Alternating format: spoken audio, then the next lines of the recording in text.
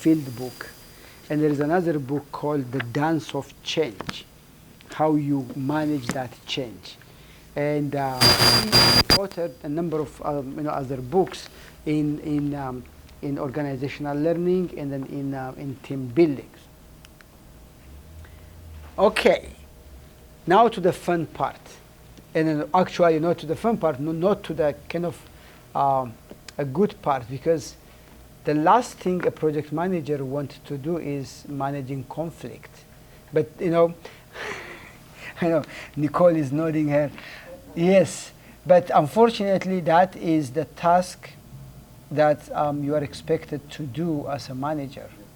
And conflict management is the integral part of your management style in a team.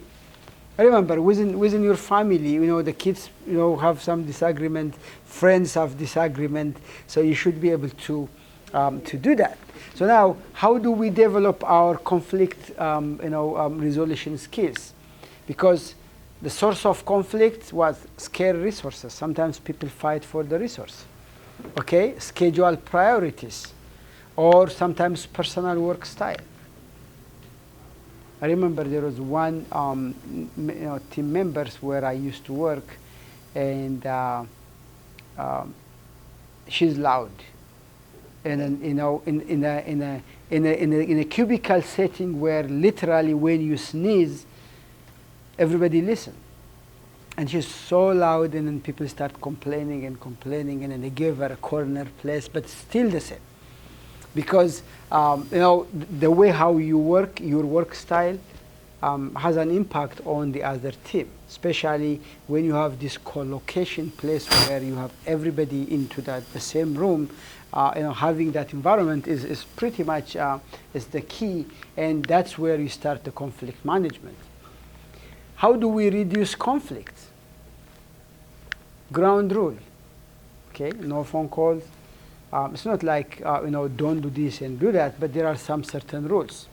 Group norms, okay? And good project management practice, including communication and then how you define your role. And factors that influence conflict resolution, it includes like a relative importance and the intensity of the conflict. And because in the next few slides, we're going to discuss on the actual tools and techniques doing that. Time pressure for resolving the conflict. Sometimes, you are required to resolve that problem ASAP because work has been jeopardized.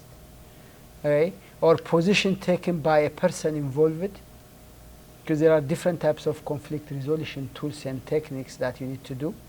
And motivation to resolve conflict in a long-term or short-term basis. Now, these are like the 5 techniques outlined by Project Management Institute how to resolve a conflict. The first one is either you withdraw or you avoid.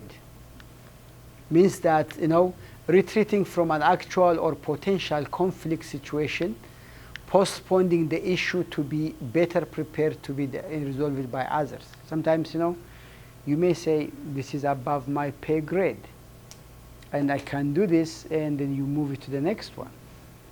Or you may probably smooth it, or accommodate, means that emphasizing area of agreement rather than the difference. Because unfortunately, as a human being, we're looking into the 2% that is not completed versus the 98% that has been completed.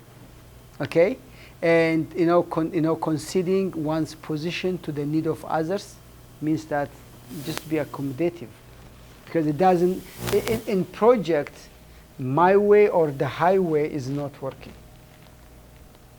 Okay, if you have that attitude, then the chances are high that you'll probably be the blocker in that team. And that's another one. Or probably, if you really have to do it, you force or you direct. Means that pushing one's viewpoint at the expense of others. But the problem is that somebody will walk out with bruise. Means that somebody is not happy.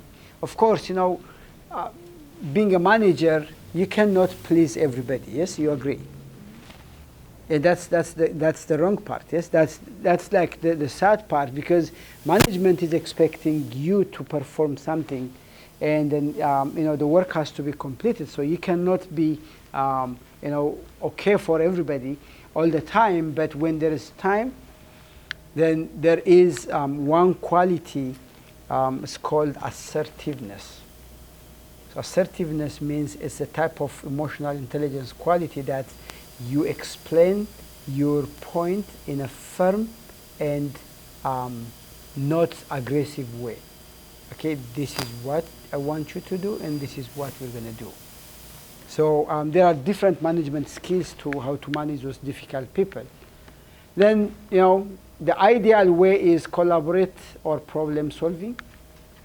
Means incorporating multiple viewpoints and insight from differing perspectives, and it requires a cooperation and an open dialogue. So these are like the 5 techniques that advise, but there are many out there that are even effective than this one. But these are like something which you will be required to answer if you take those exams for the PMP. Okay, so that's pretty much a short version of the human resource management technique, and it's 9:09. And the next chapter is communication, and that's not that big. So would that be okay? Should you just take a 5-minute break and continue, or should you just continue on Thursday?